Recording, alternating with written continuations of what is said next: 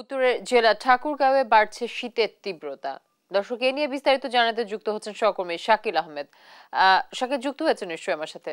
শাকিল, জনজীবনে আসলে শীতের প্রভাব কেমন পড়েছে বা কেমন দেখছেন জানাবেন আমাদের দর্শককে। ধন্যবাদ জ্যোতি।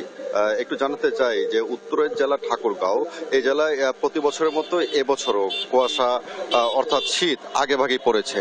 আমরা লক্ষ্য করছি যে গত দুদিন ধরে, গতকালকে থেকে আজ পর্যন্ত যে ঠাকুরগাঁও জেলা ঘন কুয়াশায় ঢাকা পড়েছে। এটা বলতে গেলে একটি মৃদু শৈত্যপ্রবাহ যাচ্ছে ঠাকুরগাঁওয়ের উপর দিয়ে, এবং এই প্রচন্ড শীত থাকার কারণে এখানে ঠান্ডার প্রকট আকার ধারণ করেছে, এবং সবচেয়ে কষ্টে পড়েছে ছিন্নমূলের লোকজন।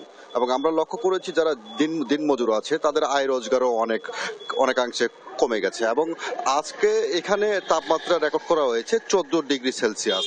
ঠাকুরগাঁও আবহাওয়া অফিস না থাকলেও এখানকার যে কৃষি সম্প্রসারণ অধিদপ্তর রয়েছে তারা প্রতিদিন তাদের তাপমাত্রা নিয়ন্ত্রক যন্ত্র দিয়ে তাপমাত্রা রেকর্ড করে থাকেন। তো আমরা এখানকার কৃষি সম্প্রসারণ কর্মকর্তা আমাদেরকে তেমনটি জানিয়েছেন। আমার সঙ্গে রয়েছেন একজন রিক্সা চালক। একটু জানবো যে কেমন ঠান্ডা অনুভূত হচ্ছে আপনার কাছে। এখন আজকে শীতকালে দিনের চেয়ে আজকে শীত বেশি। এখন শীতের মধ্যে কাস্টমার নাই, লোকজনও নাই, কামাই কম হইতেছে, এই সমস্যা। আর এই সমস্যা